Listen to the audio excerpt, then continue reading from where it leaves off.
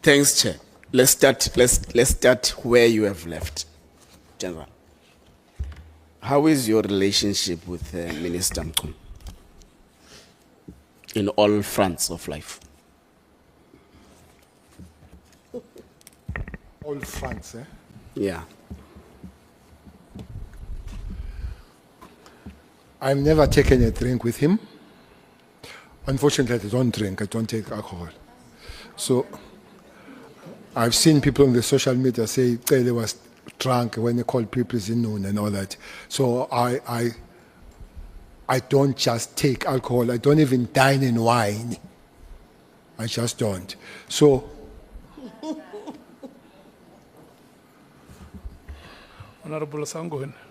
Thank you, Chair. No, I want clarity. So, is it the reason that Minister Elo, when he was minister, would have then gone and taken all the alcohol from the people of South Africa during COVID?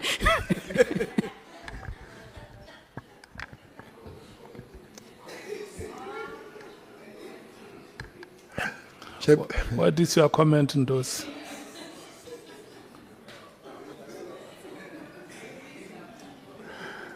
no, I never taken any parties.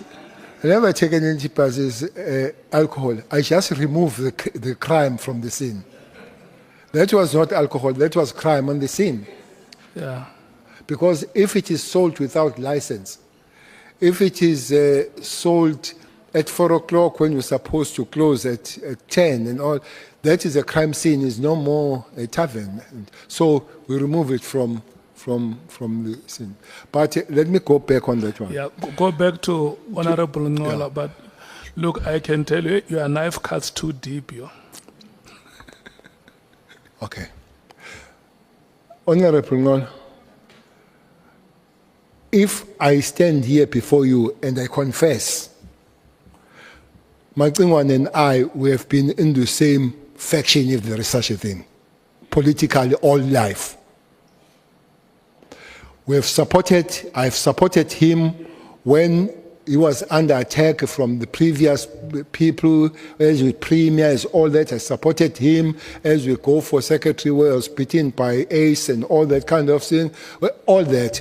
So politically, we have been on the same side. I just don't know where and when, because even briefing him, the effort came from me. I phoned him 3 times to say, can I come and brief you? It's unlike Matlala, who phoned me to brief me. Matlala phoned me to brief me. I phoned my successor to say, can I come and brief you? We took 3 hours. I said, as I opened the door, I said, Lendlelina meva. This is hard one into police. Pick up the phone, and let's talk when you think we can make a contribution.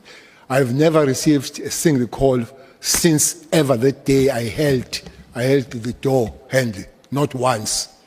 I mean once.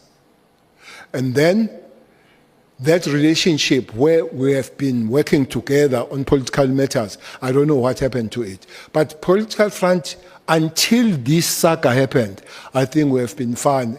Even socially, when he lost the mother, I visited the homestead, I spoke there. When he visited the father, we were sitting. When he lost the father, we sat there when Msholozi spoke and all that. We have been quite cordial and not very distant. His wife's name is Temberga. My wife's name is Temberga. They call each other Bizo themselves and all that. So I don't think it's a very hostile kind of relationship overall. Okay. I'm asking this because there is a strong accusation of you doing what you have just said you can't do now, of leading from the grave. And I'm asking this because part of the evidence that was submitted to the ad hoc committee, I think a bundle 3 of the minister's evidence, had got an article that speaks about you actively participating in the affairs of the SAPS, even though you are no longer the minister, being involved in everything that is happening. insinuating that you may have a role to play in what is happening. Article written by who? Beg your pardon? Article written by who? I just can't remember the article, but it was attached in bundle 3 of the minister's evidence. That's a problem, because the minister should have consulted me when he sees that and asked, what is this? But more than anything,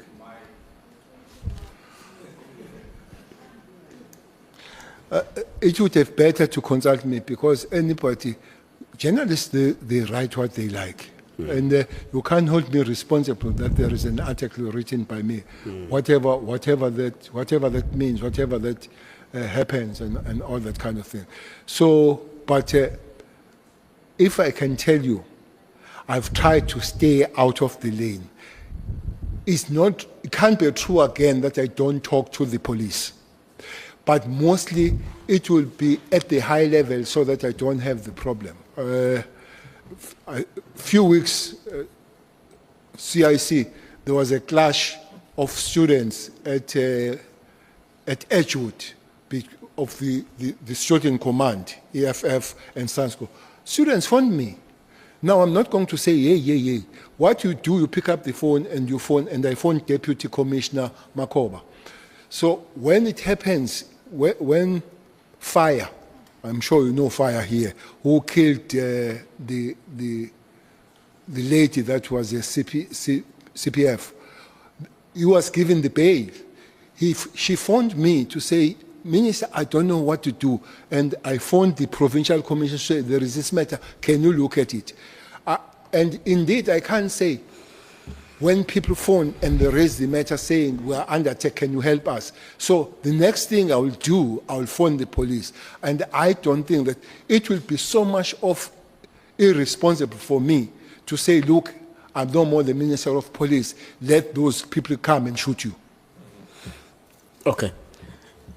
During your tenure as both the National Commissioner and the Minister, which is before 2011, as the National Commissioner, and the 2 terms you have served as the Minister of Police, have you noticed some deep-seated divisions amongst the top generals of the South African police services? Maybe the word deep does not operate. But these are old people having their opinions and all that kind of thing. There will be issues here and there. And then one job of the executing authority is to make sure that your structure functions proper. There would be issues here and there that one thing that I would do, I try by all means, honorable member, to stay above their problems, not to be sept in and become the part of one of them or the group of them. So I'll try. But if the matter is raised, for instance, one matter that was raised very sharply was the exchange between Mkwanaze and Sibia on the matter of briefing about the arrest of AKA.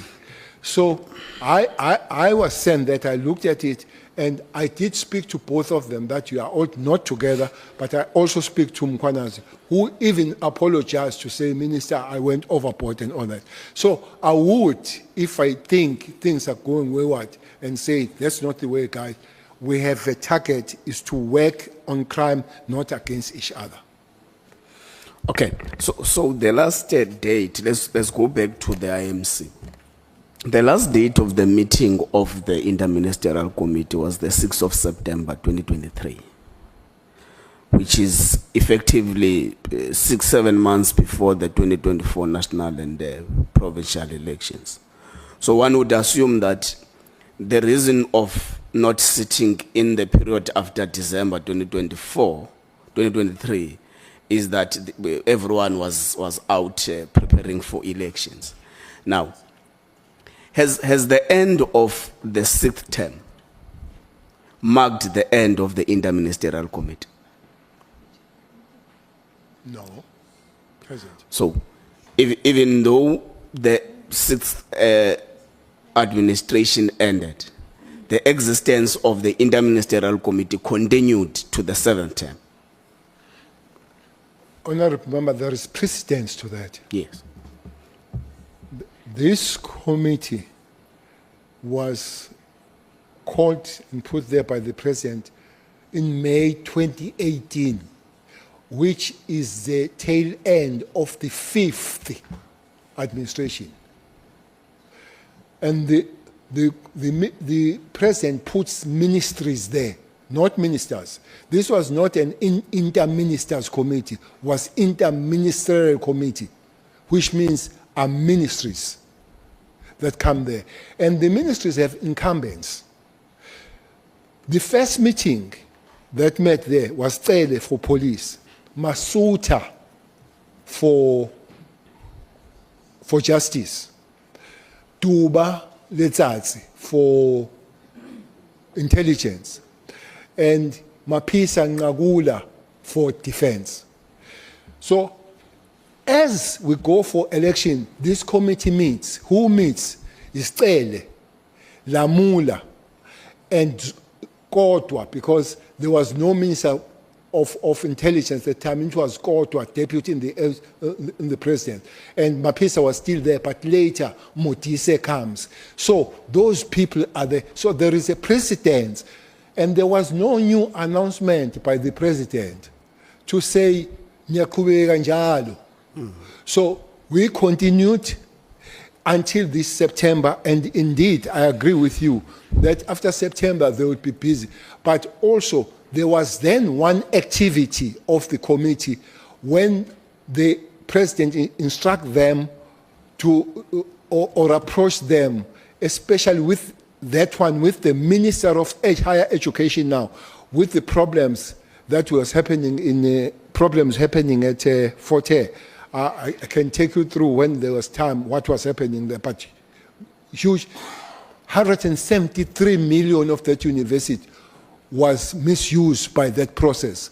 And these police, they stopped the misuse of 173 million, that PKTT. And then when they briefed, so one felt that it would be good if they briefed the president. I think they briefed the president on the 7th of March, 2024, almost 2 or 3 months now before election. It was still there. President quite impressed with them. I even joked to say they need some award to the way they were doing things. I hope that's not a problem of the award later when the award change seats at some place. But it would be known. Maybe not cutting deep and cutting there. Mine will be simple.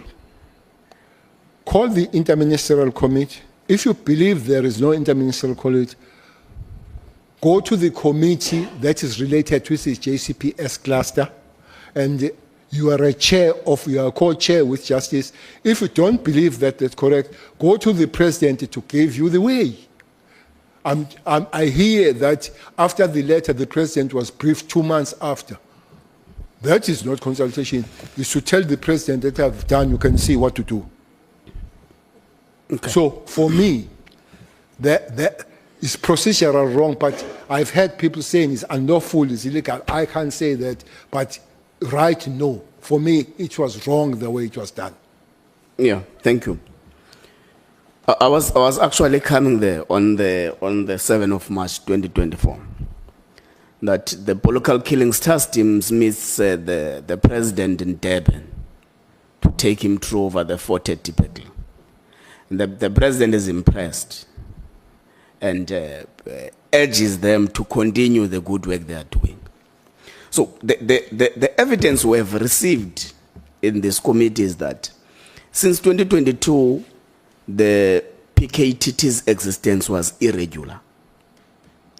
But besides that, 2019, there was a new designed organizational structure of SAPS that excluded the existence of the political killing system because there was an intended establishment of a new division of murder and robbery and all those things, which was later reconfirmed in 2025. Now, you have got this, that from that period until 2024 in March, the understanding was that this is irregular existence. But the head of state then comes later and say, you're doing a great job, please continue. It gives us a lot of some contradictory reactions in terms of what then becomes the status of the PKTT as things stand. Chairperson, Chairperson, the structures and the organograms of the police, they are very old. They did not come with this new dispensation. Now I've signed them when I was a national commissioner. I guess JQ would have signed them. I guess 5 of us would have signed them. But at no stage where there are no task teams, with all those organograms, there will be forever task team. One famous task team, people coming from this province will remember, was a task team that was dealing with Pagat. That was a task team dealing with Pagat. But others will be done in response of the agency that can't wait to work under the structure, but also give the extra. And there is nothing illegal with that so long it follows the pattern. As it happened, the interministerial happened with the information note signed by then Commissioner Chole and all that kind of stuff. So it doesn't matter how many times you have the organograms, but there will be always some task teams and some operations as they are. I've counted several of them now. The other one that was put there because of the problem was anti-gang unit. Anti-gang unit, it still exists. I hope it has been found, has been put under the structure. It was in Cape Town alone. It has spread now to other places where there are gangs. There is just one connotation I don't like about it, that is a colored unit. That is not. There is a lot of that here in Kailisha working there. There are no colors staying in Kailisha. So is an anti-gang unit which was launched by the president, but its existence might be found on the way by the structure and put on the structure and comes after the big umbrella that is called as a visible policing under the component. There is a component that will be called ORS, and that component will fall under the visible policing and all that. Other one that was put as a special was TROT. We did not fix the organogram. TROT had to respond to the crime of cash heist and all that there and then, which really was reduced. So that 2019, I really wish if ceased to exist, what was the process, what was the document? On the 6th of September 2023, we are communicating the decisions taken on the 5th of September 2023 by the interministerial, where the last resolution from one of the members says this team must continue. I haven't seen and heard where people come together and say this team cannot continue. Okay. Thanks, General. I'm sure you are better experienced to respond on this part of the organogram and stuff, because you have both been the National Commissioner and the Minister. Do task teams necessarily get to be part of an organizational organogram? Task teams are temporal. It's not divisions. No, not divisions. They are not units. They are temporal. they are issue bound. They are both time bound and issue bound. Like this PKK, you go there, initially it was 4 months. But if you finish your mission in 3 months, definitely it will cease to exist. But also, if you go beyond 4 months or 6 months that is given, and that problem has not been resolved, you are not going to pack and go home, and we say, you can kill yourself now, our time is finished. So they find the way of extending it. So they are both time-bound and issue or stroke mission-bound, the task teams. Okay. As the inaugural chairperson of the IMC that established the PKTT, you say on the 5th of September, you have taken, September 2023, the IMC has taken a decision to extend the existence of the PKTT. Now, it brings us back to the argument we have been having as the committee with witnesses from the beginning of the ad hoc committee. Who has the power to extend the PKTT existence or term of office? Who, given the context of the manner in which it was formulated, starting the president, IMC, PKTT, and all that process, who then has the power to de-establish the PKTT that was established by the IMC, and IMC that was established by the president, who then has got that power of extending one and also de-establishing?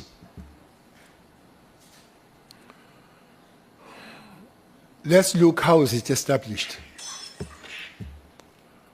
The president makes an announcement in Maritzburg and comes to Parliament about the formation of the interministerial. And these ministers goes to KZN, get briefed by a provincial team that has been existing there by 3 generals and brigadiers, Chiliza, Makashalala, and the head of intelligence. You realize that there is zero work here. And then you give the report back to the president to say, Mr. President, we'll have to find the way.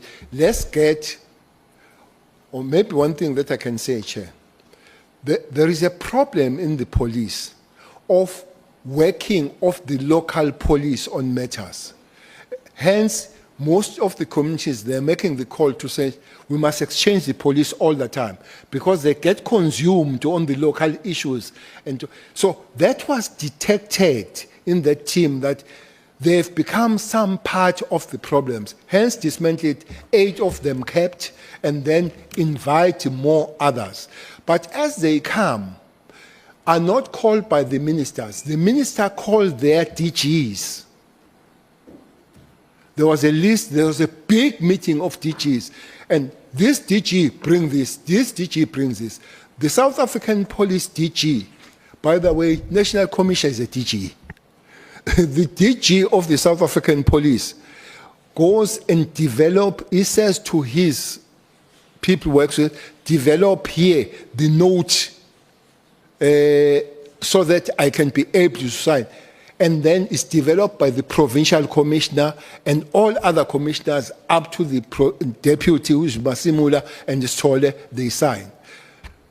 But it's not only them that they go there, they go back with six prosecutors that they work with them. It's not only them that they go there, they go with provincial and national head of correctional service so that they can implement what is supposed to happen in the court. They go there with the DG of justice so that they work on the special courts. So indeed, IMC would have said, DGs, do we have the job or not here? They say we don't have the job. And what is your recommendation? Is that dissolve the thing? and then come to the interministerial, and then interministerial goes back to the president. As it went down, that's the same way that you'd have to come up or vice versa. But nobody, let me tell you, there is no minister of police there. There is a chair of the interministerial. You are there because you are a chair. There are ministerial things that are done by the minister alone, like the border in Mozambique. But this is interministerial. Interministerial, as you have seen these meetings, interministerial would say, you go and communicate. So nobody could have communicated having not mandated but the interministerial. Okay. The ad hoc committee received evidence that at the heart of the decision for de-establishment is the fact that the PKT is now becoming expensive but less effective, which forms the center or the heart of driving towards the decision of de-establishment. Now, you are disputing that and making an example of two projects you think that are most expensive than the PKTT. You speak about Project Thunder, you speak about Project Lockdown and that. So are there still task teams or projects within the service that you are aware of that are still in existence and expensive more than what we're discussing now? One of the most expensive is Operation Valumkoti.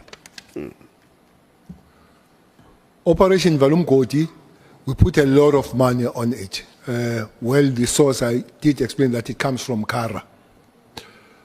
But honorable member, I will not sit here and deny that there was question of money or cost that was in there. This is not the cost of the party or dancing. It's the cost dealing with the human lives. This committee is sent to investigate, stop and arrest those that have done that, and deal with unresolved cases, which means you go and stabilize. That is a mandate. Your measurement is that one councillor has died, so the area is stabilized. I'm saying until late, all councillors of Nongoma were sleeping at all political parties without fail, all, EFF, ANC, NFP, everyone, everybody. They were sleeping at some hotel somewhere in Richards Bay. They've come back now. I'm told that they've come back because of the arrest of Nkabi and the people that have funded them, which means there is this resemblance of stability at Nongoma. But I say to you, the councillors at Teguin, I don't know other places, especially the ward councillors, are guarded. You know, one dangerous thing in the politics of councillors, honorable members, is to be a councillor on the safe ward of that particular part, because they know if they kill you, whoever kills you will come in. It's not much a problem with PR. The problem is with ward councillors. I'm saying big. The number I don't know, but not less than 50. So you are not going to call me that is stability. You must go and remove those conditions that make those councillors to be guarded. And then you talk about stability. Because that's the second. The third one, we're going for elections. The history does tell us that local government election, there is a flare-up. Always a flare-up. You can see the statistics. You can go and look at the statistics. There's a flare-up. then it cannot be going towards that and you say you remove. But the last point, please use the path you came to go back. The path are those 3 steps that have happened. Deal with those paths and then reach your final Okay. stage. You, in the 31st December 2024 letter, amongst the central reasons that which has led to a establishment of the PKTT is that the assessment made is that it's no longer adding value to the policing in South Africa. Now, as a person who presided over the affairs of the political killing system from 2018 to 2024, what value would you attach to the PKTT in respect to the crime-fighting efforts against political-related killings? To start with, who did the assessment that it has no value? The letter of the minister says it adds no value. And the attachment, the annexure? There is an annexure that speaks about dockets, some are in court, some they were By who? convictions, the PKTT. But I'm talking about, these are 2 different periods, Ndos. The period that led to the letter is from July 2024 to December 2024. So I'm talking about a person who has got a long spending with the PKTT from 2018 to 2024. Then, in your experience with having presided over the affairs of the PKTT, what value would you attach yourself to the work that the PKTT has done? There is only one source that I know has a problem with PKTT. It's Aunt Mary. That's the only source I know.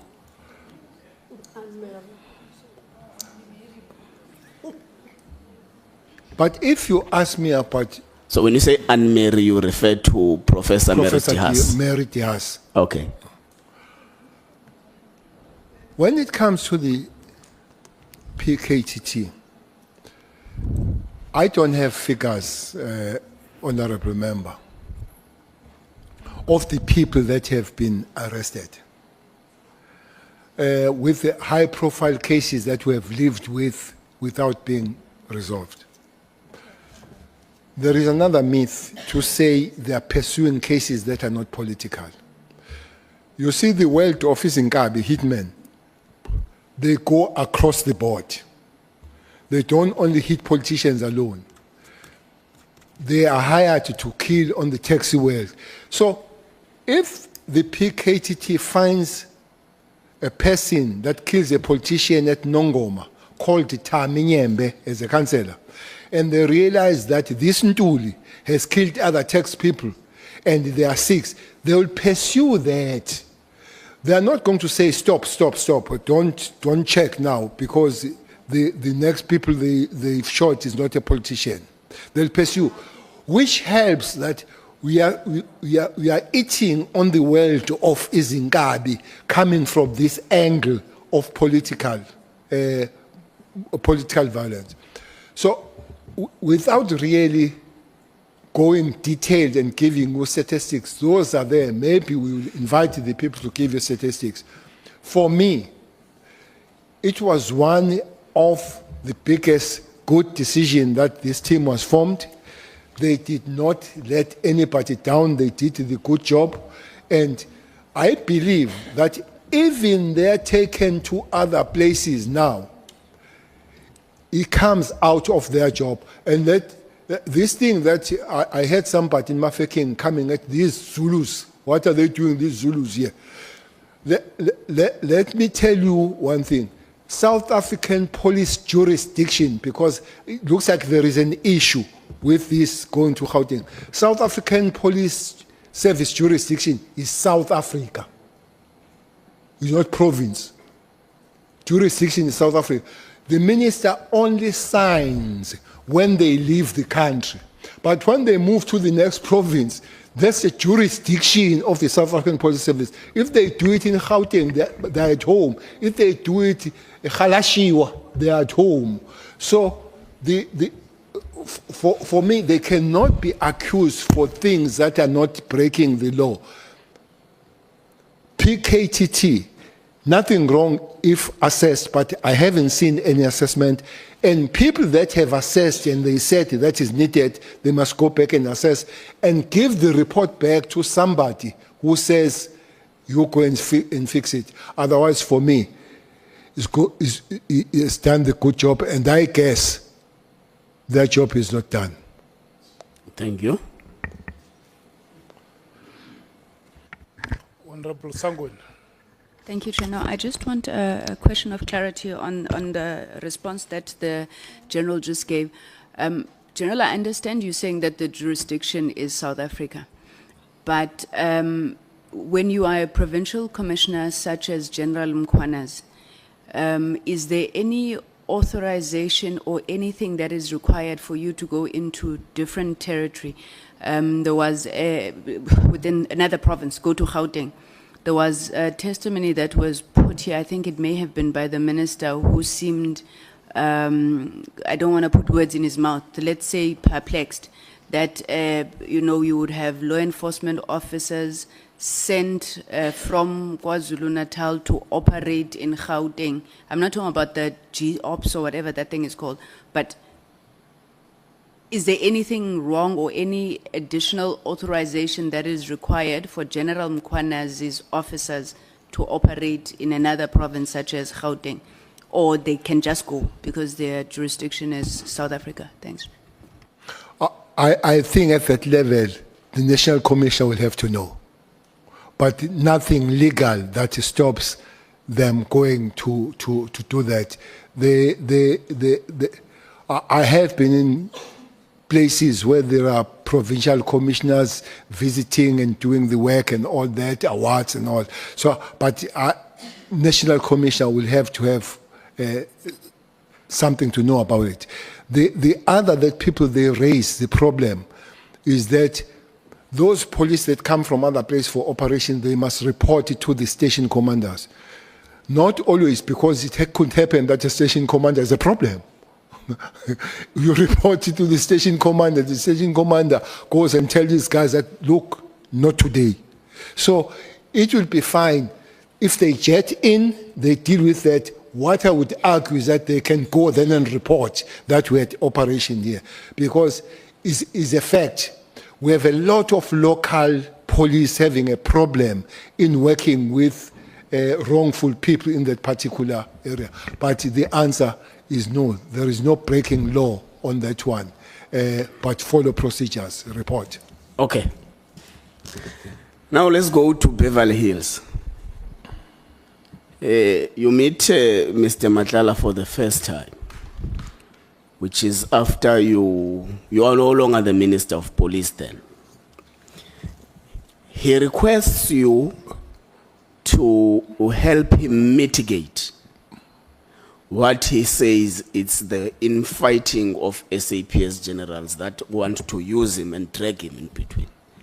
But was it not your concern that you are also being dragged to it to mitigate a possible tension or conflict which arises from whatever it is within officials of SAPS, particularly given a background of allegations of you attempting to lead from the grave? Was it not concerning you? Well, it is a concern that I'm drawn in. But more of my concern and what will really have made me feel bad all the time, should anything bad happens to Khumalo when I knew that it could happen and it could be helped. So that was my main take here, that Khumalo could not have been allowed to go to the doctrine. Okay. The evidence received by ATO committee suggests that before December 2024, the minister would have indicated that he would have indicated the intentions of terminating Mr. Matlala's contract with SAPS. Now, you meet him in December 2024. Did he ever suggest that you must go and put a good word for him so that his contract is not terminated? When did the minister make the suggestion? It's before December 2024 because the preliminary report, the National Commissioner says they submitted in January 2025. So the intention communicated to the high officials of SAPS by the minister intending to terminate is way before December. So did he, so when you met Matlala, this is what I'm trying to show you. When you met Mr. Matlala For the first time. For the first time, he already had problems of his contract facing some termination. So did he ever request you to put a good word for him so that his contract is not terminated? No, it didn't. But I think it will have to be checked when that discussion took place. But there was nothing on the air about the termination when I met Matlala for the first time in Durban. Okay. So, when did you gain access to his penthouse? And towards the end of January. So you have known him for less than a month or a month. A month, yes. Did it not concern you that someone, a stranger, offers you to live at his place freely? There is no relationship, there is no association, there is completely nothing. You only met once or twice, then there is this hospitality towards you, given these problems that he has presented before you, given your experience in the police service. Was there no concern that what might be at stakes here, that I'm given this hospitality by a stranger? Was a person you have known for a month. It's probably a stranger where you don't know much about that person. So did it not raise some discomfort and some concerns that you are really offered this hospitality by a stranger? No, I took it. I took it. I'm not in government, so if I'm in Pretoria, I pay my money. There is a hotel that I spent. Years I'm in Pretoria and I'm not paying, and I took it. And if I were in government, I would have gone and declared, but I declare to nobody now. Okay, that's fine. So your evidence is that General Shadrach Sibiya presided over a ploy to oust General Khumalo, to an extent of going to write himself, as General Sibiya, an affidavit on behalf of someone else to allege the involvement of General Khumalo in wrongdoing, which I think it has got its own legalities, that as well. General Mkhwanazi came to the ad hoc committee and presented to us that the arrest of General Sibiya is a well-coordinated project to specifically stop investigations. The arrest of General who? General Khumalo. Okay. To specifically stop investigations in Gauteng that are involving criminal syndicates and drug cartels. So would you say the actions by General Sibiya of going to an extent of ensuring that he himself writes the affidavit are actually part of what General Mkhwanazi calls a project to oust General Khumalo? Well, my understanding of the problem of the PTK, or PKTT, comes from Professor. Yes. So the other one that comes with General Mkhwanazi and them is on the other side. I have no information of it, so I can't deny or agree on it. But it would be interesting to me why General Sibiya would want Khumalo out of the circulation. I'm even tempted sometimes to say maybe that end of cartels Auntie Mary knows it. They link that I'll do it on the academic side and you do it on the criminal side.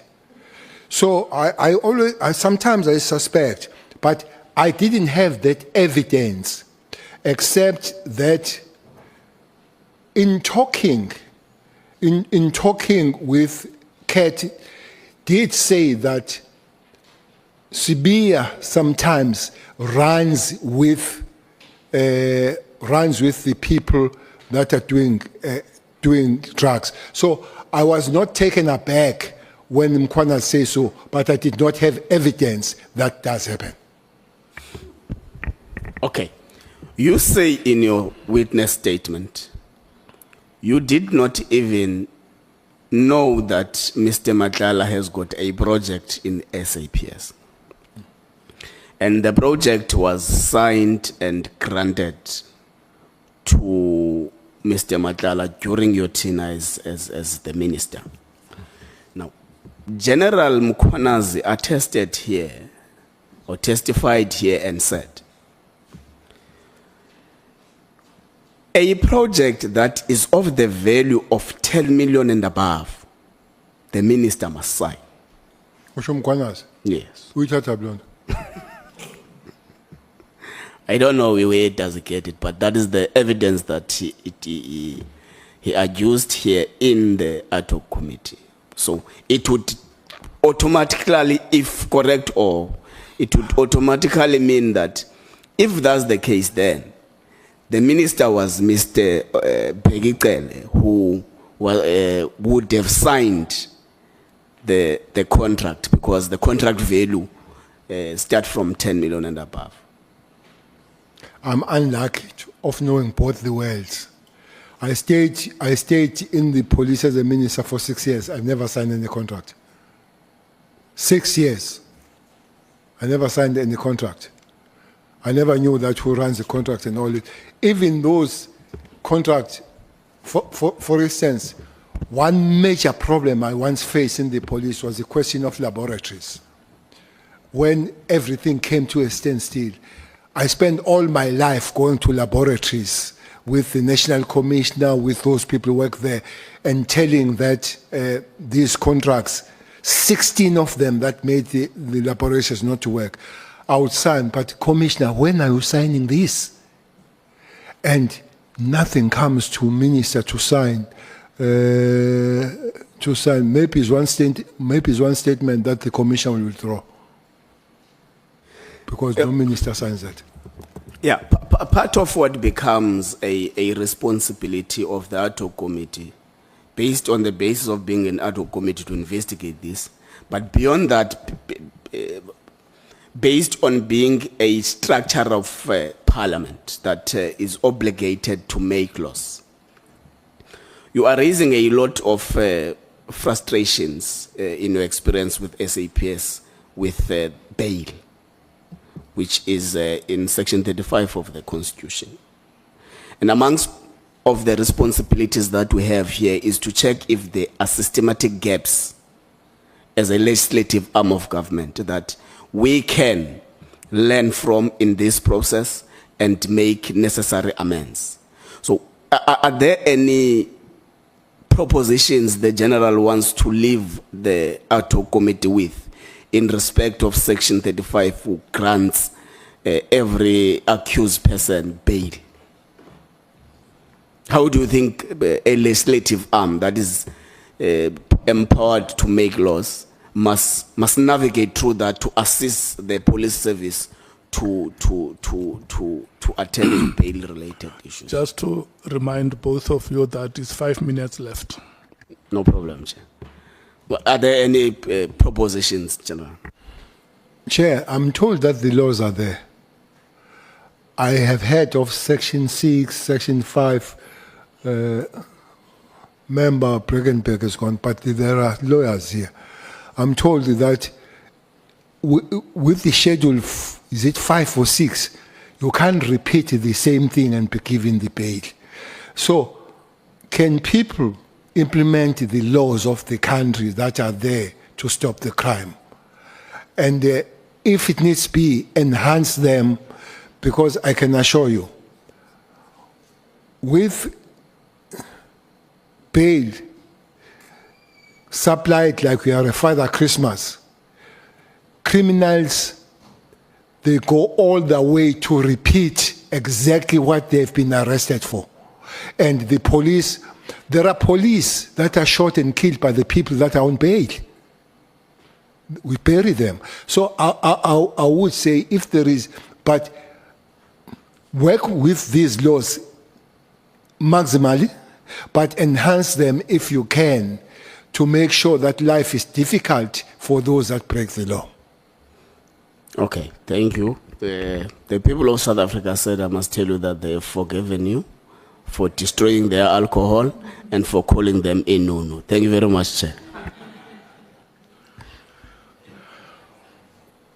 Can I get indication? Who is starting? Honorable Nomvalo.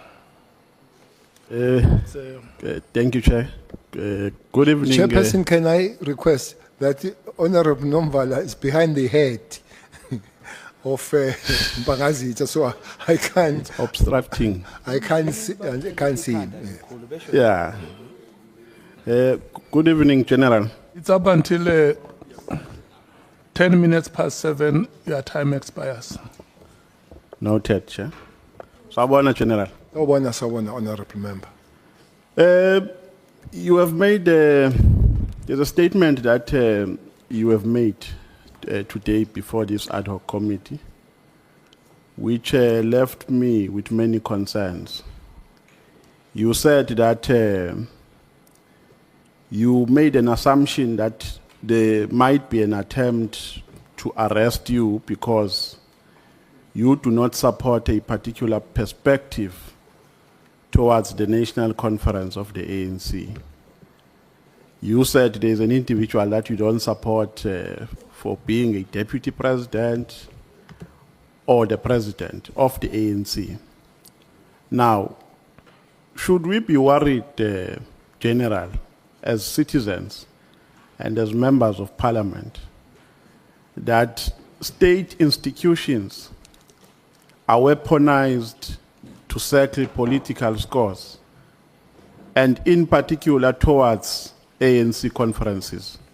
I'm not saying this because I'm offensive or I'm obsessed with the ANC, but you have mentioned the name of the ANC, hence I'm making a reference to it. Should we be worried that state institutions get weaponized to settle political scores towards ANC conferences?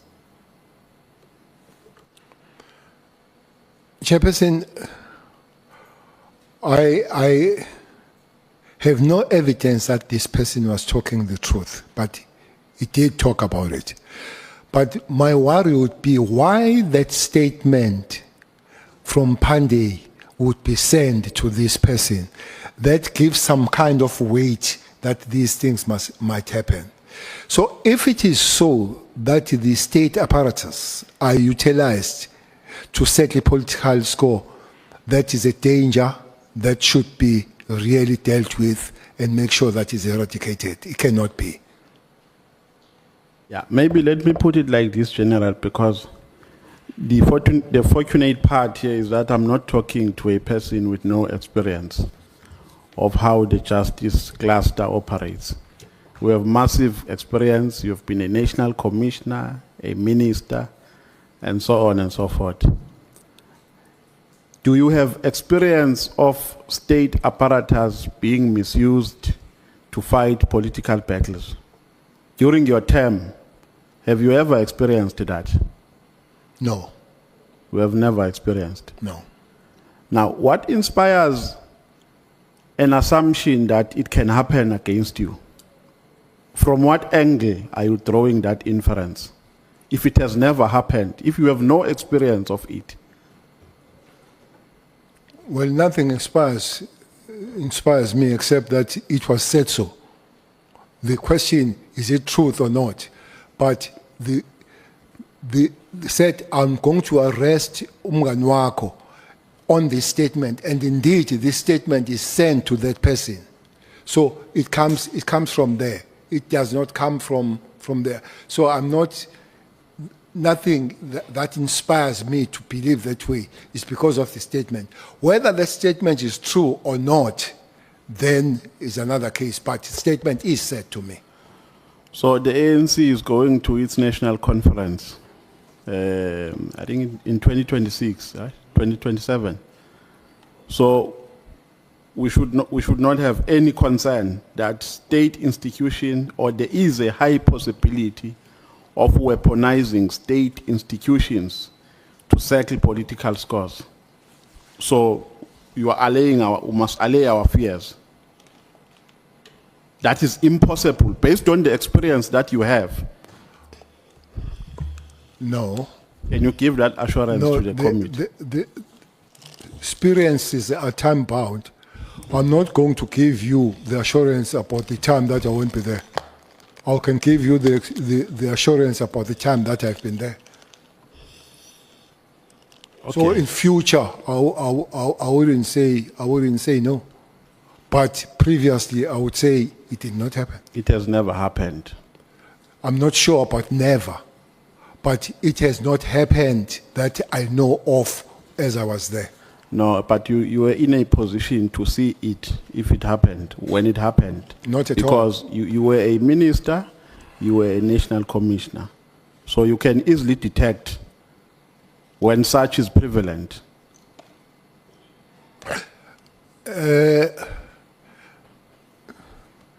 I told you, I don't know if you were here, honorable members, that I was taped I was a national commissioner, what I was taped from December until March. I didn't know. It was illegally done until one member of the counterintelligence came to report that such thing happened. So I would not guarantee that I will know everything, including those that touch me, as I'm saying to you.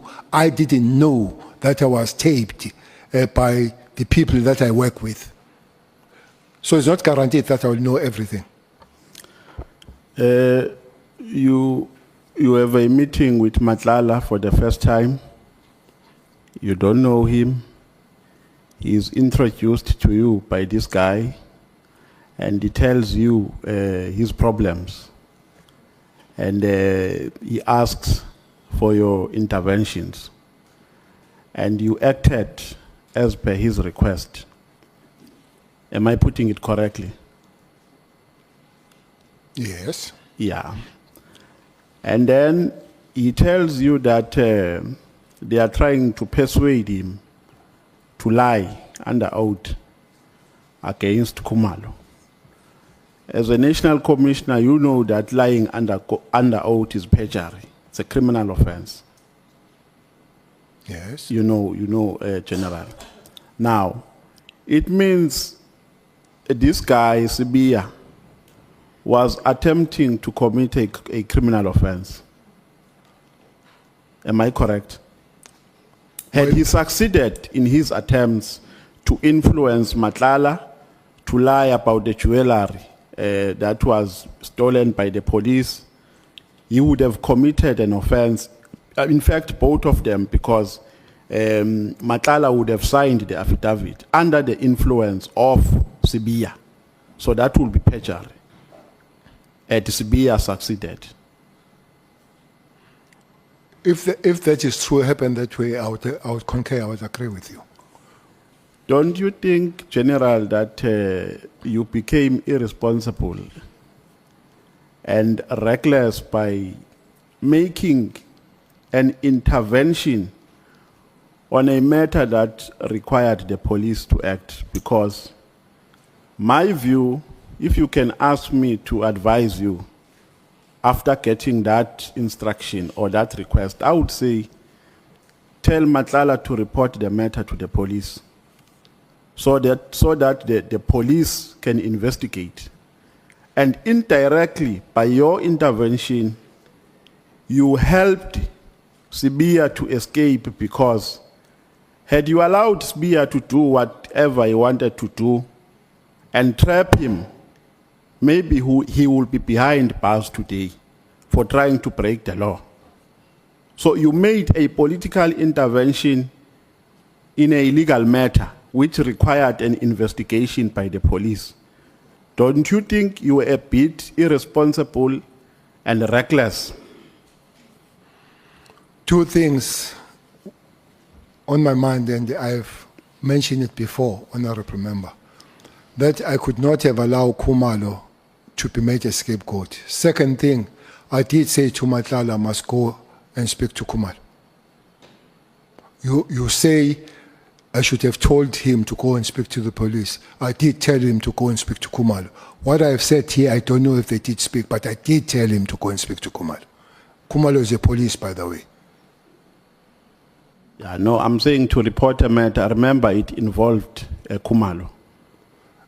But Khumalo, I'm saying, General, to advise him to report or to open a case so that the police can investigate. When you tell Khumalo, it involved him. So he couldn't open a case. To say, Matlala, as a former minister of police and as a former national commissioner, I know the law. I think this is the best way we can approach it. Now, you invited your participation unnecessarily so by making political interventions in a matter that required the attention of the police. Today, if what you are saying is anything to go by, we are sitting with a person who has not been punished for attempting to commit a criminal offense, Sibia. He has never accounted for what he attempted to do because of your political intervention that you did. What is your comment on that? My comment is the same answer that I did tell Matlala to go and speak to Khumalo. Khumalo is a police. So Khumalo would advise, but I did advise. I didn't say that he must go and speak to the magistrate who. I said go and speak to Khumalo, who is the police. And Khumalo would have then synthesized what to do with that information. But my advice was speak to Khumalo, who happens to be police, a very senior police. Now, General, after having this meeting with Matlala, the meeting was in December, right? Am I correct? The first meeting? Yeah, was in December. It was in December. Then in January, Matlala offers accommodation to you. Between that meeting in January, were you communicating with Matlala, either telephonically or physically? Have you ever met between the first meeting and the date on which you slept in his apartment? Yes, we were communicating, but the communication was coming from Mabonga. These snapshots, or whatever shots, were coming to me from Mabonga that this what has been sent either by the minister or Mohotsi. I guess most will come from Mohotsi. And that the one that will make me even communicate further is the one that I know of Pandey, where I realize that this thing is getting escalated to the level that I need to sit down and discuss it. So during that period, you were talking about the same matter that he introduced It would to be you. that matter and other matters. For instance, the other matter would have been the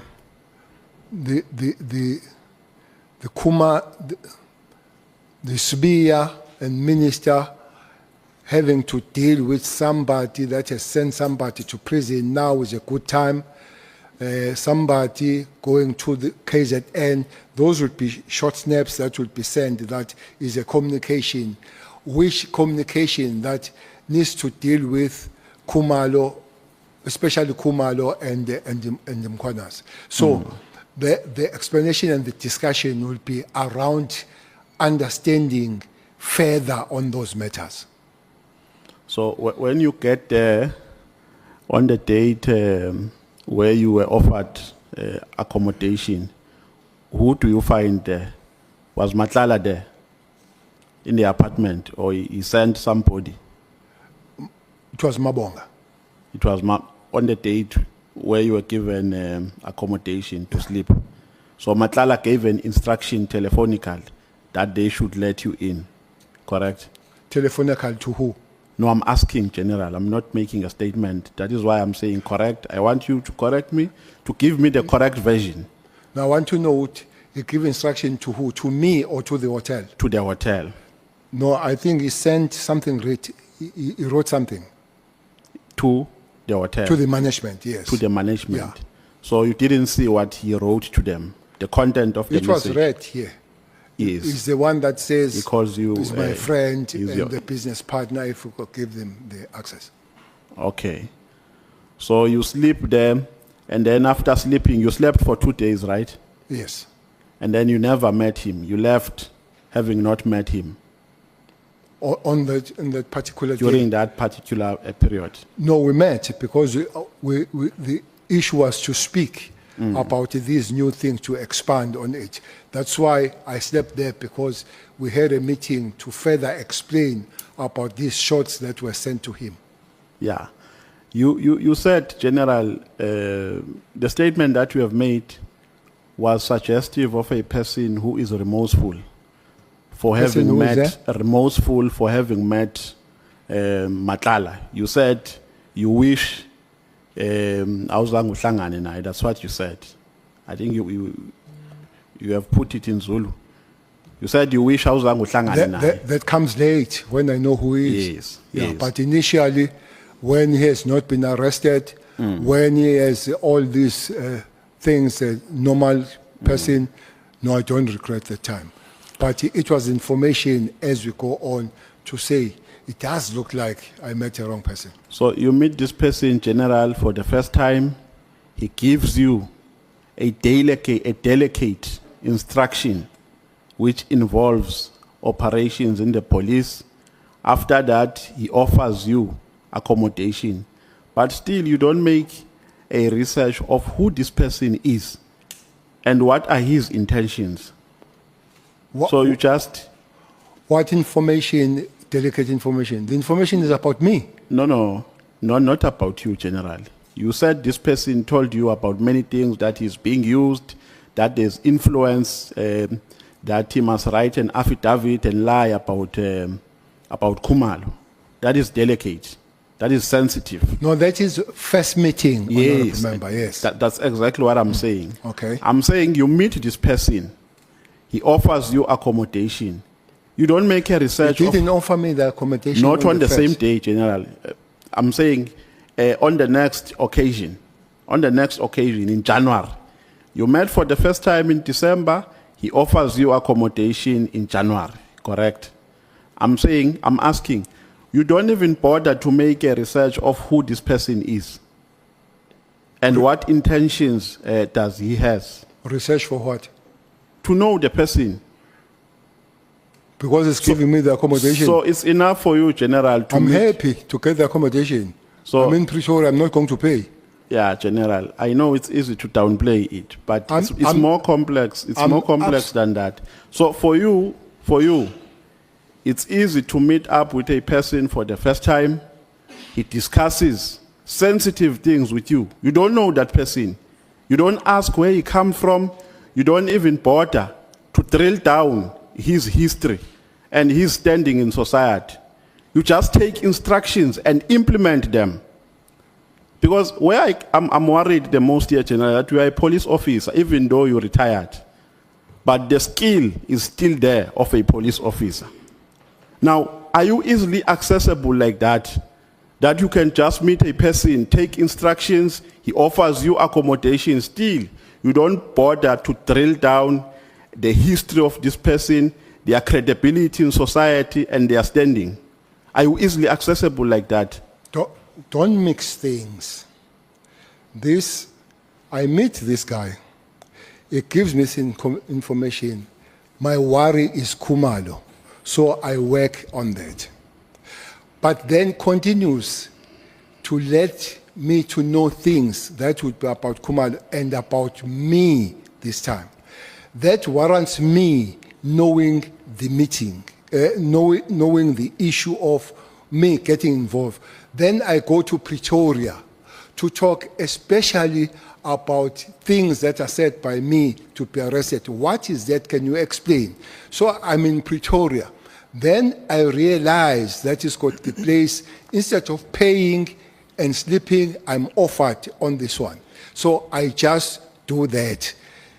It has been the journey from December until January, end of January. I did not see this guy and went to sleep on that thing.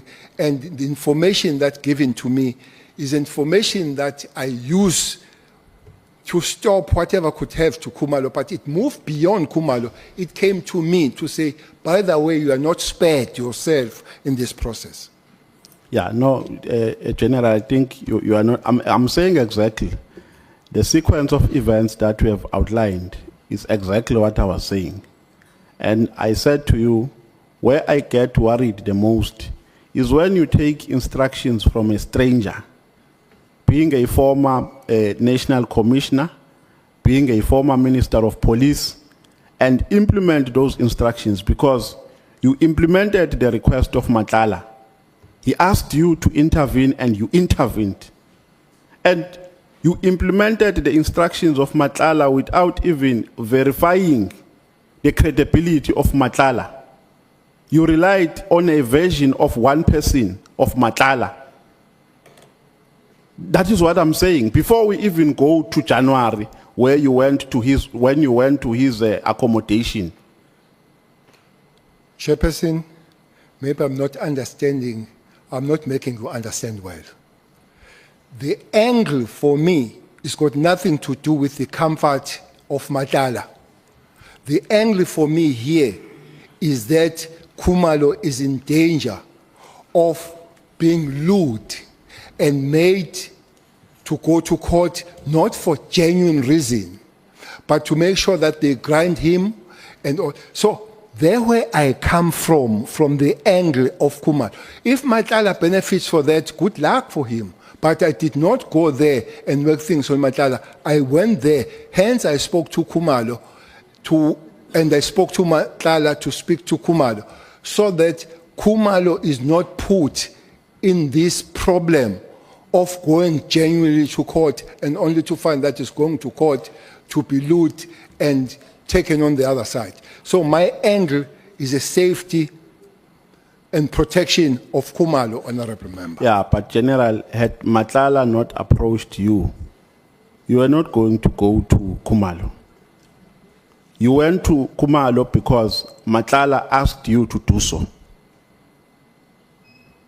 It didn't ask me to go to Kumalo.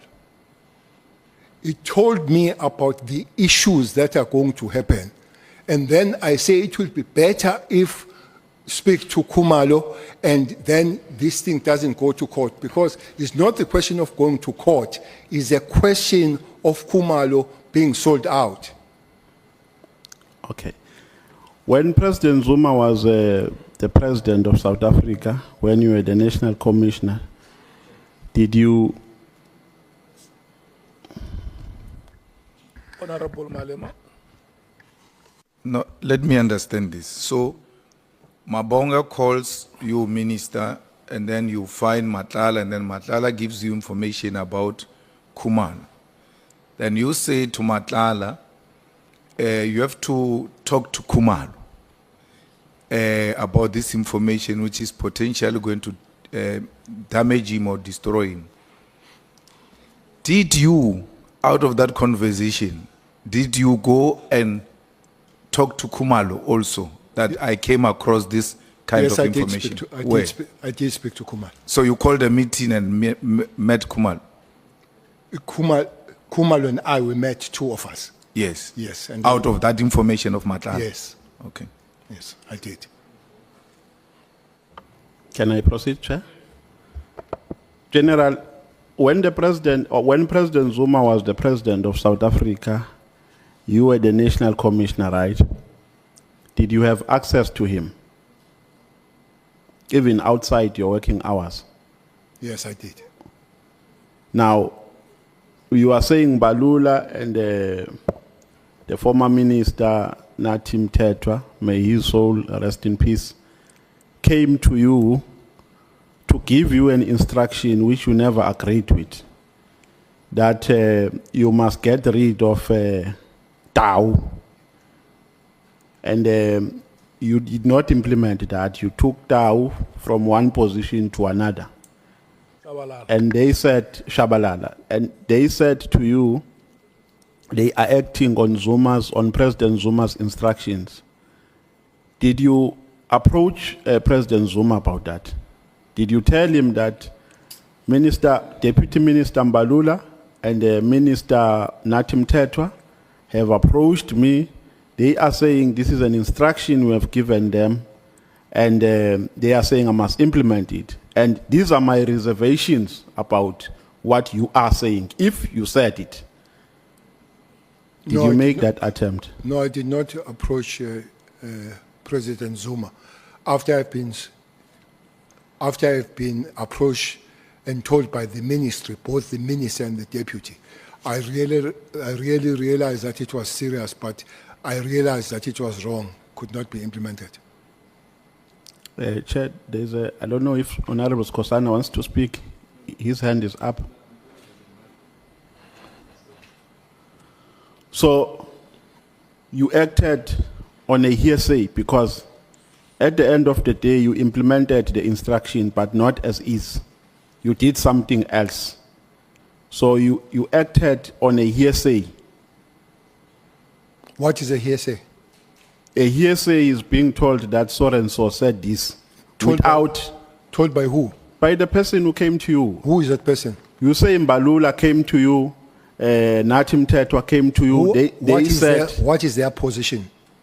they are minister, deputy Yes, minister. deputy minister. There is no hearsay from No, the minister and deputy. but you will have to lower your temperature down, General. Like yours too. Yeah, no, Yours it's too. not up. Both of us. No, we no, must- it's we not must lower up. it. You'll have to lower it down. Anger is If it not goes going to up, help. it goes up. No. If it goes down, it goes down. Anger is not going to help any General- of us. Yeah. General Cele,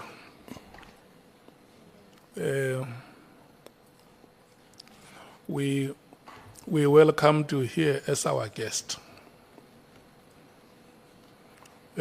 Honorable Nomvalo,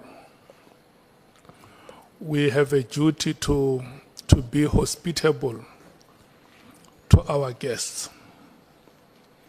So what South Africans want to see between us and our guests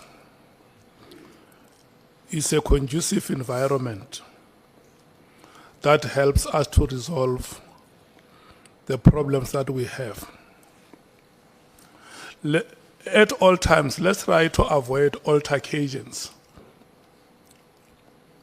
between Parliament and the guests that we have invited here. If you can calm your nerves and continue, especially that you come from one province, show us the way. Thank you. Okay. Yeah. So, Minister, General, you acted on what you were told is an instruction by Matlala and Natim Tetwa. You acted on the basis that you were told that it's Zuma's instruction, and you never verified if indeed President Zuma said that. It would be good if you give the titles to Matlala and Mteto. Yes. Minister Matlala and Deputy Minister Matlala and Minister Mtetwa. Yes. Yes. Not just Matlala or Mteto somewhere. Yes, I've It's- corrected it. Is a minister, Mteto, Minister of Police, Yes. and there's Deputy Minister of Police. They are speaking to the DG of the department that they are sent by the president. Well, for me, that would be enough to believe that those people can come with a hearsay, both of them at the same time. So indeed, as my ministers, and I'm their DG, I had to listen to that. Okay. If I can summarize to you the reasons for the decision of the minister, the suspended Minister of Police, Minister Senzo Mchunu, for disbanding the political killings task team. The first reason is that A, he had constitutional powers to do so. That is his version. B, he had budgetary concerns. C, he received a number of complaints from members of the public. D, which is the last one, there was a work study which introduced a new organogram, which was signed by the commissioner, by the national commissioner, this year in May. Now, let's go to the third concern of of complaints from members of the public. During your time as a minister, did you ever receive any complaint from members of the public? Yes. Can you disclose the nature of complaints? Can I give you one of the complaints that he highlighted before this committee? He highlighted 2 complaints. The one has been deliberated on. A complaint from Mary Haas and a complaint from Patricia Mashale. Now, for Patricia Mashale, he attached Facebook post by Patricia Mashale, in which Patricia Mashale was making accusations about the abuse of money in the secret account of crime intelligence. He was accusing many people, accusing Kumalo, General Kumalo, accusing General Masemula. Did you ever receive a complaint of that nature? No, I have not. But if I had, I would take that information to the IGI for verification. I would not just take it from the Facebook. To start with, Marshall has got nothing to do in understanding and knowing the things of, is doing a criminal activity herself. That he gets that information. But from my side, I would have gone to the IGI rather than taken that from the face value. And there's been the IGI here. On other matters you have raised, Honorable Member, you raised that it was within his constitution. I'm not a constitutional lawyer. No, I'm sorry for interjecting you. I want us to deal with one reason, and then we'll go to the other when we're done with this one. Can you share the nature of complaints that you received? Because you said you also received some complaints. But Chair, the Honorable Member raises 4 points, but he wants me to deal with one, when he raised them simultaneously. Can he raise them 1 and I respond 1? If he raises 4, I'll respond to 4. Simple. Yes, General. No, Yes. we will go to others, don't worry. For now, we're dealing with complaints from the members of the public. I want us to deal with that aspect adequately. Then from that one, we'll go to others. I'm not going to deny you an opportunity to give an explanation. With regards to complaints from members of the public, did you ever receive, can you share the nature? Because I want to identify if there are any similarities between the complaints that he received and the complaints that you received. Okay. I'll do that, but Chair, that was not the first point. The first point is that it was within his constitution. So I don't know whether to start where you started or I start second. Chair, may you assist me? I'm saying to the General, I was making a summary of the grounds for the minister to disband. And then I made a request to him that let's first deal with one aspect of the grounds of the minister. We will go to others. We will go to the constitutionality, to the work study. But I want us to finish this one first, then we move to others. General, we will go to the constitutionality, don't worry. Can I repeat the question? No. Or you got it? I had it very well. Okay. I have received the complaints from the members of the community. One was that the police have not acted as the case has been reported to them. They can see that a person that has committed the crime is still roaming around. So they would phone and say, police are not arresting the particular person that is suspected to be. That is one of the complaints which have received from the members of public. Okay. Then let's move to another one. We will attend to all of them, General. Another one is that there was a work study which was established in 2019, if my memory serves me well, and later signed by General Masop Semula in 2025, this year, May. Now, this is the logic of the minister. The minister says the work study made the PKTT to cease to exist because of its scope of framework. It had a unit which was a permanent structure which was dealing with murder and robbery. So that unit, by its nature and design, nullified the PKTT because had they coexisted, there was going to be a duplication of responsibilities and tasks. Does that make sense to you? I'm asking based on your experience, and I think you can enlighten us more. You say that is logic. That is illogical logic. Not a logic. Task teams are done outside the structure. Task team, honorable member, are done outside the structure. They are issue-based. And usually they are directed by two things. They are directed by time frame and the accomplishment of that particular thing that has happened. There are many, I don't have long list of task teams. I can mention few I remember.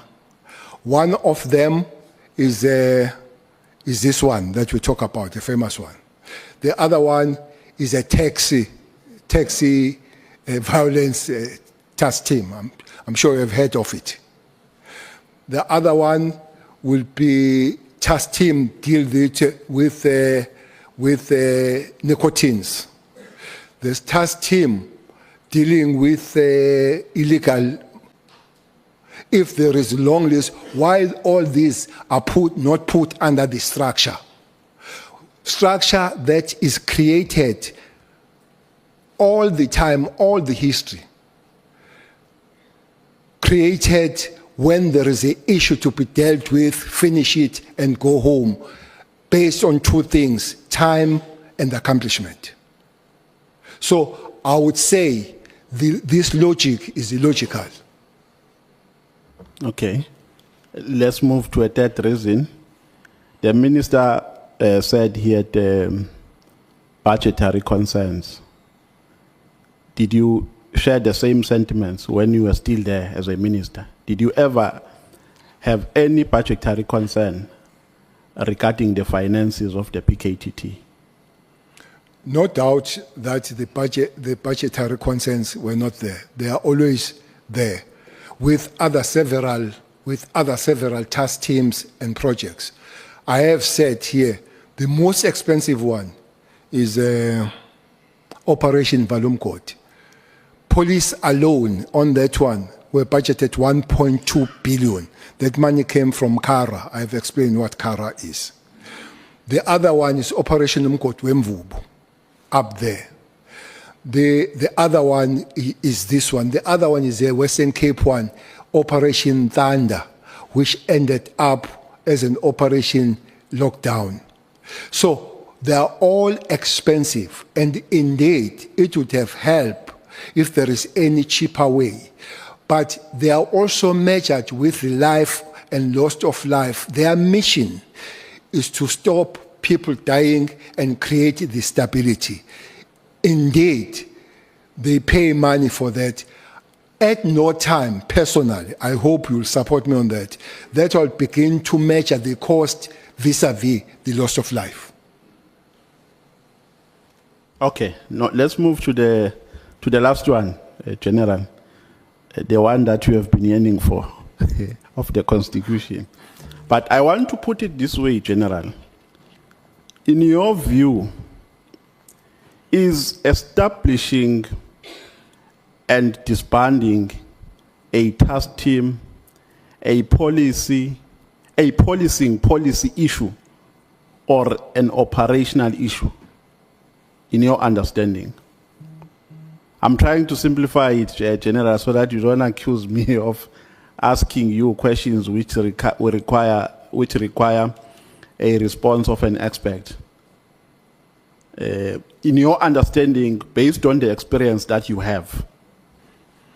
Is the same question or same roundup on the constitutional matter?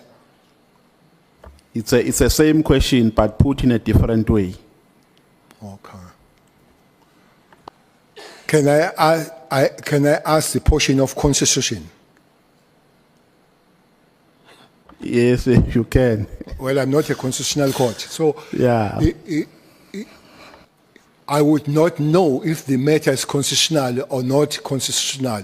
That needs to be tested, and there are mechanisms of testing that. It can't just be me, and I guess it can't just be you to say is your constitutional, unless you are advised, legal and constitutional, so to say, here is an advice in my hand.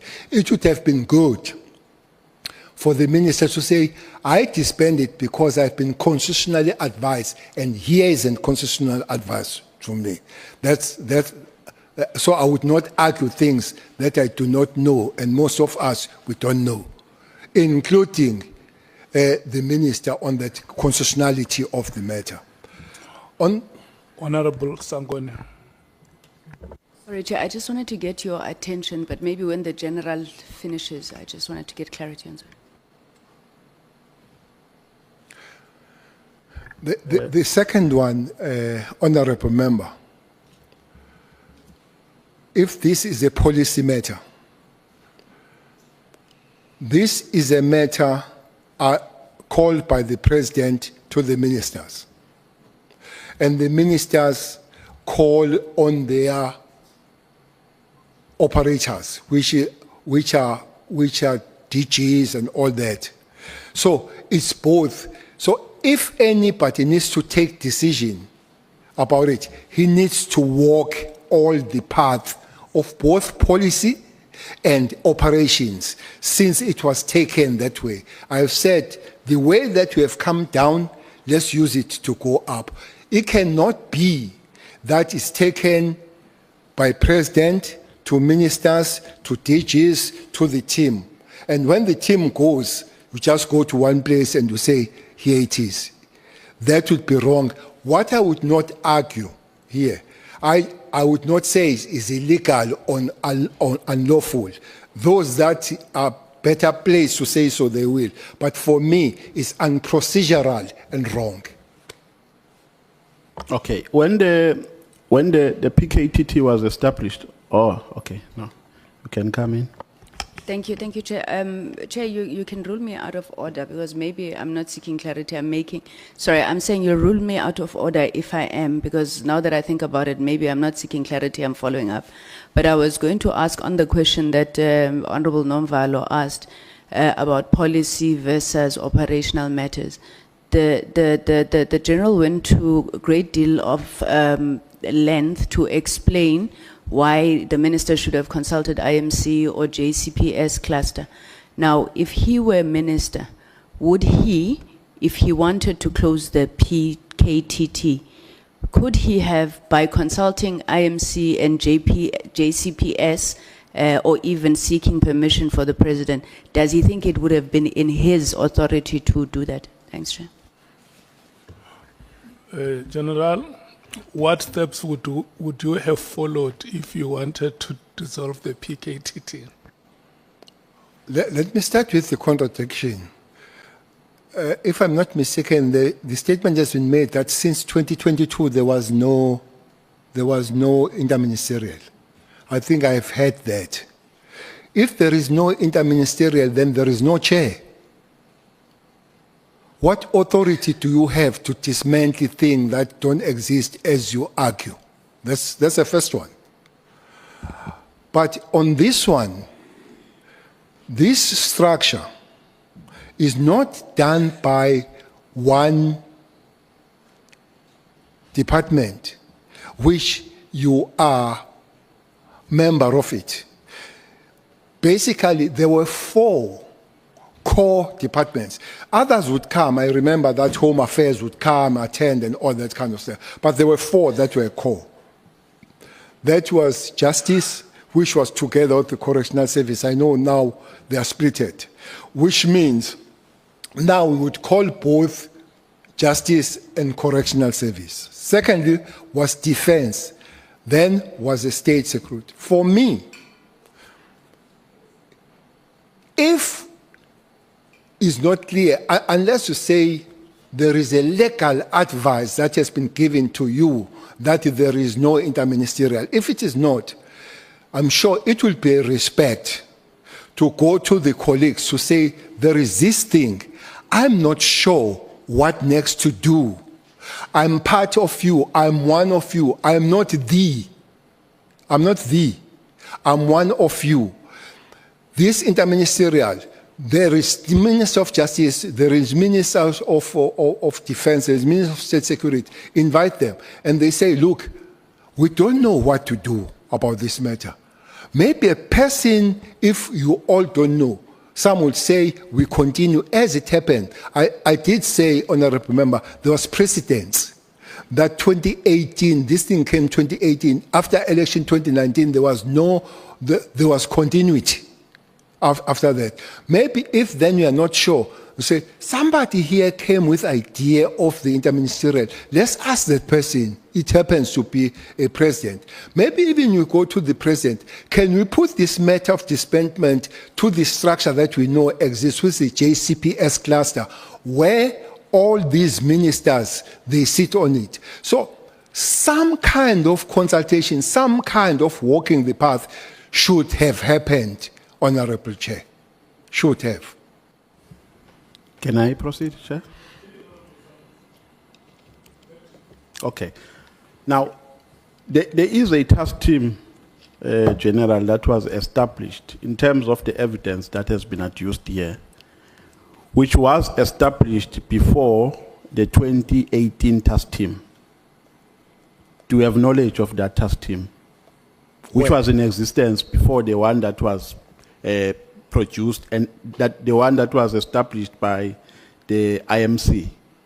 Which IMC? The Interministerial Committee. No, there was no task team established before by interministerial. No. It was established by the provincial commissioner. Yes, that's what I'm saying, General. Okay. My question is, the 2018 task team was established by the IMC. Before that one, there was a task team that was in existence. I don't know who established it.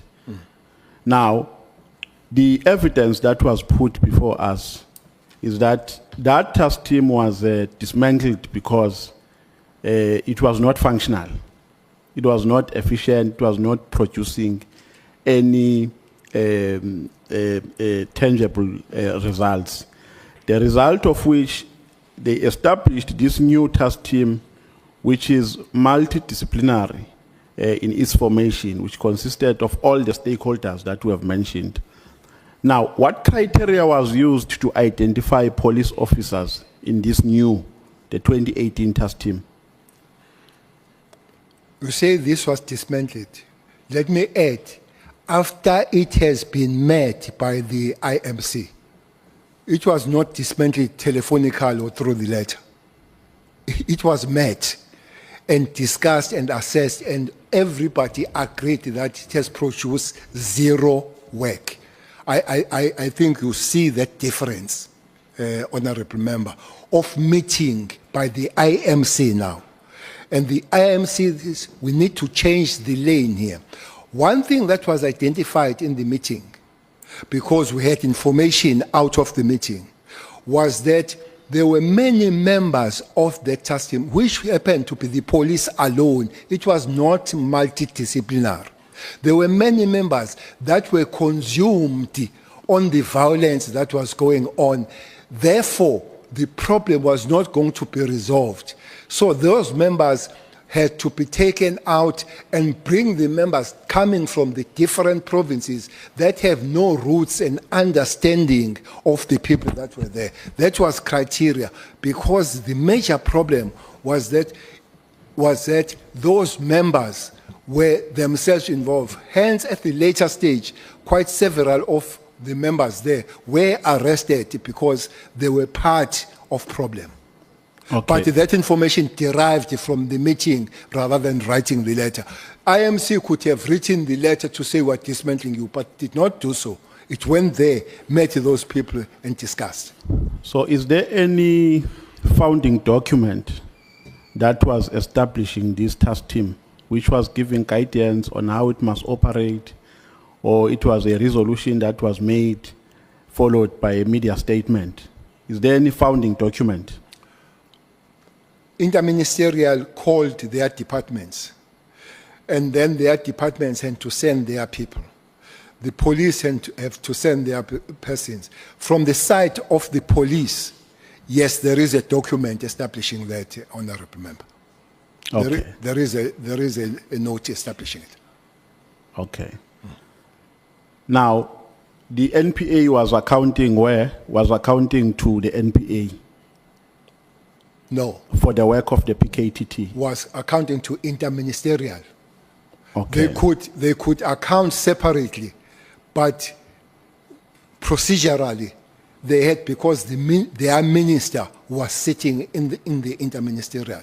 All those departments, there was this team of DGs, Honorable Member, that were there, who would then come, and then the ministers come and listen to them as they account. I would not deny that maybe the prosecutors might have briefed the head of or DG. I would not. But framework was that they report to the interministerial. Okay, so in the media statement that you made on the, let me see, on the 3rd of August 2018, you made these remarks, open quote, "As a way of progress, we have taken a decision to change the members of the task team that were responsible for the investigations into the killings. The new project team has 118 new members plus 8 members from the previous task team." So you took 8 from the previous one. And why did you take them? They were more efficient than others. Is that a correct assumption? After the discussion, that's what we discovered. After the discussion, I hope the discussion really helped. Yeah. Now, there are cases which were withdrawn, General. There are cases, I remember at some point, the case of Makaka, the arrests which were made in 2017, if my memory serves me well, between 2017 and 2018.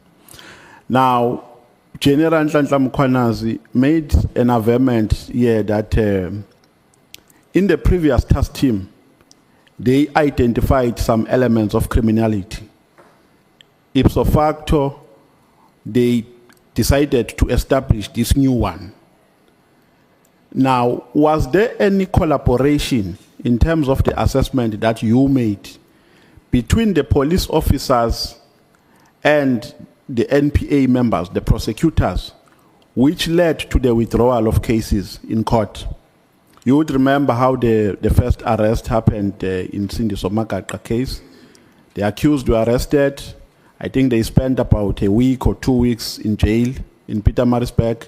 Later charges were withdrawn. Was that as a consequence of an unethical collaboration between the police and the prosecution? Or it was just a genuine withdrawal, there was no sufficient evidence? I have no authority to say it was so. But they might have suspicions of other things, like the prosecutors and magistrates. Remember, this team was it was given 4 months, and it would be extended maybe another 3 months. What was clear and happening is that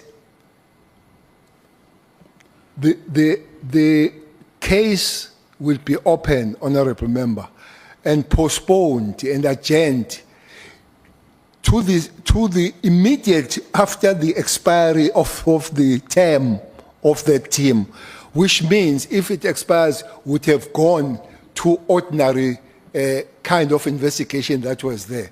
So that kind of thing, it did tell us that there's some collaboration here.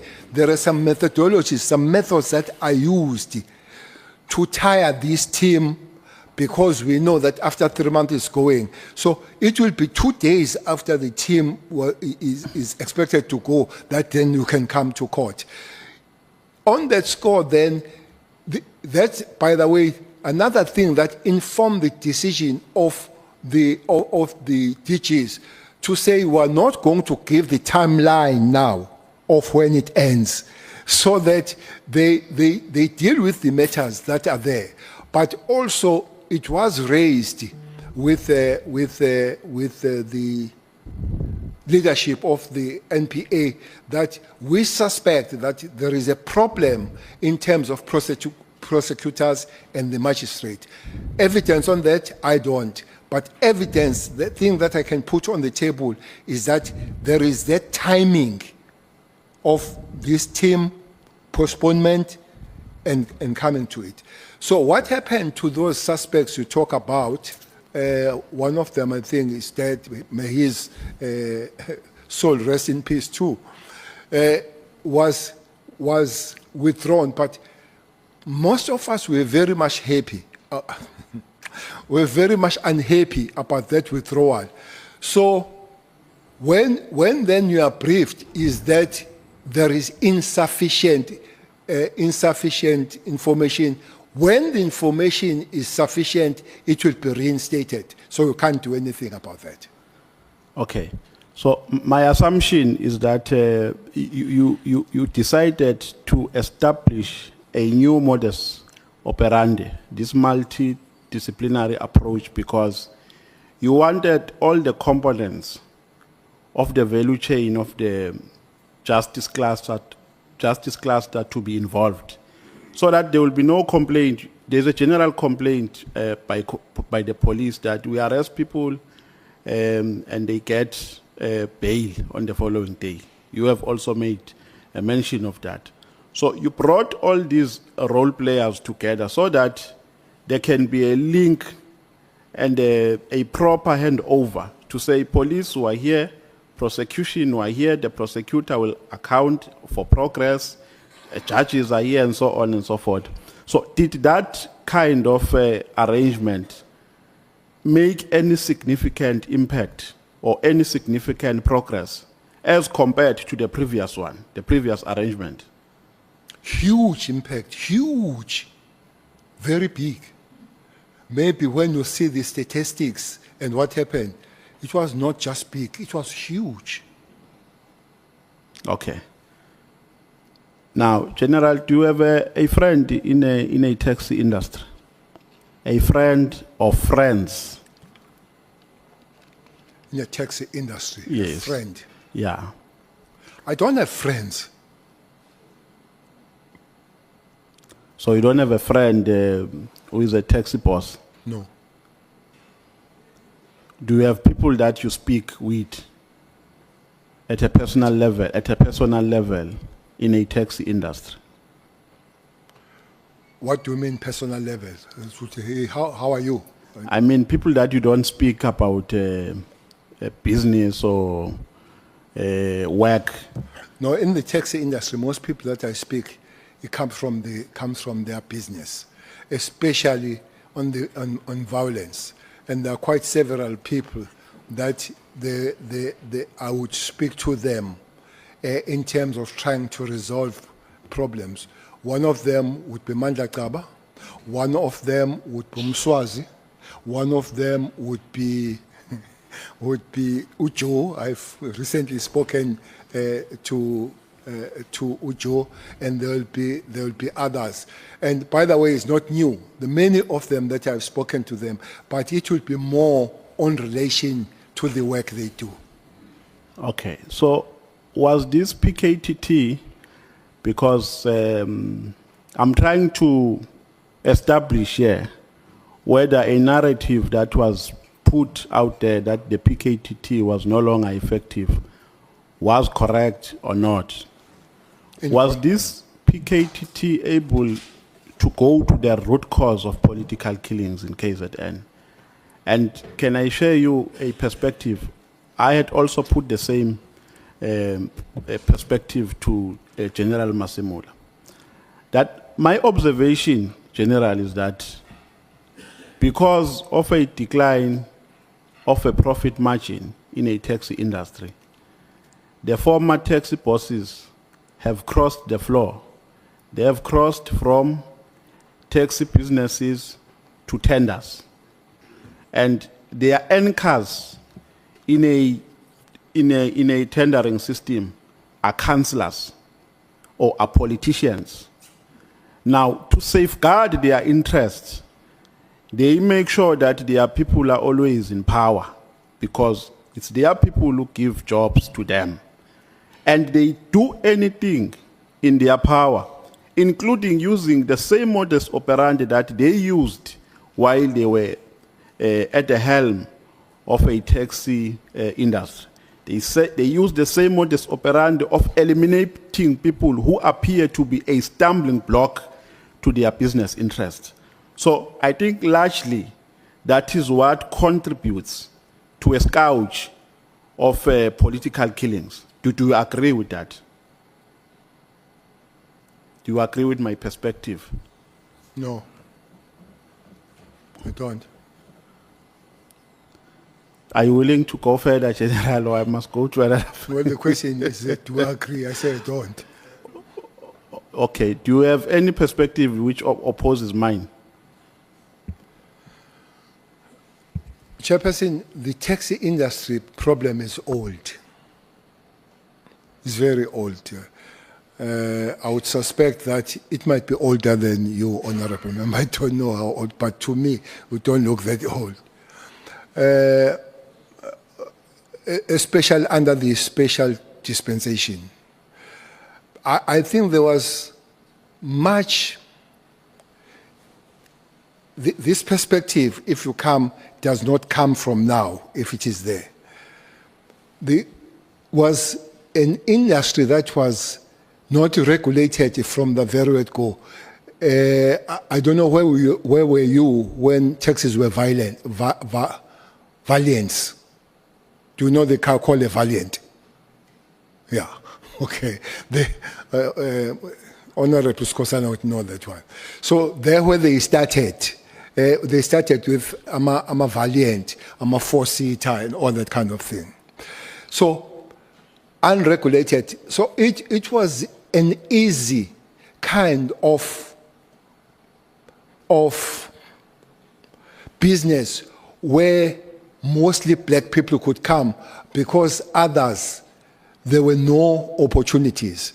And indeed, it was allowed to go unregulated and then became the survivor of the fittest some time ago, not now, some time ago. By the way, there have been commissions after commissions working on this industry. What is a problem on it? But at the later stage, there was the entrance of big criminality on it. One of it, people that have stolen the money, special cash heist, they came in this industry, Honorable Member. Some of them, they came here because it's easy to wash your money. You work with cash and every day. In the early years, I think 96, I remember Ndebele was an MSc for transport. We tried to work on the program called recapitalization. That recap, you You had 6 forms to sign. 2 of them was blue and yellow. I can't remember which was yellow. But the other one was say, write your criminal records. And the other one will say, write your SARS history. And those, as they fill those forms, the filling will end there. They would not come on it because they wanted to continue with cash, and the cash helps to money laundering, clean, and all that. So those elements, they came on it. So indeed, I would half agree with you that they've been floor crossing to tenders with some of them. But what we would not agree is that this criminality entering this industry is new. It has been evolving. Taxi, cash heist, robberies, tenders, politicians coming on. It has been evolving all the time. At the center of these political killings is a fight for tenders. Is that correct? At the center. People are not necessarily fighting to be councillors, but they are fighting for tenders. Is that a correct narrative? That's a big statement. I'll have to be given that information. I don't have that information. I don't have that information that people die for tenders. In KZN, political killings come from very far, come as en masse, where it would be political, though the political issue was a front, it was a system that was killing people. There were no tenders there. There were no tenders. When people were dying in numbers, at 1 year, honorable member, there are 52 weeks in the year. 52 weeks. I spent 47 weeks burying people dying in numbers. So, absolutely, that was even before the election, so there were no tenders. It could have been evolved, and then you say it will be tenders. But the matter, the matter of Shoba and the people that were killed on the Christmas day, there were no tenders for that. They were not killed for tenders. Okay, not that. Thanks, Makai. I think this is my second last question. General Nhlanhla Mkhwanazi said when he appeared before this committee that he thinks General Khumalo has been a target for a very long time in the SAPS. At some point, there was an attempt to assassinate him in an airport, and there was an attempt to unfairly link him with a murder of Sindiso Makaka. Do you agree with those sentiments? That he has been a target? Yes. I agree. Now, I made a follow-up to that question that is he in possession of evidence which suggests that he has never been involved in a murder of Sindiso Makaka? And he said yes. And I know that during your time as a minister, they were also accounting to you for progress that they've made in some cases. And the case of Sindiso Makaka was one of the most popular cases. I don't have that information. You don't have that information. Thank you very much. The chair has indicated that I'm running out of time. Thank you, Chair.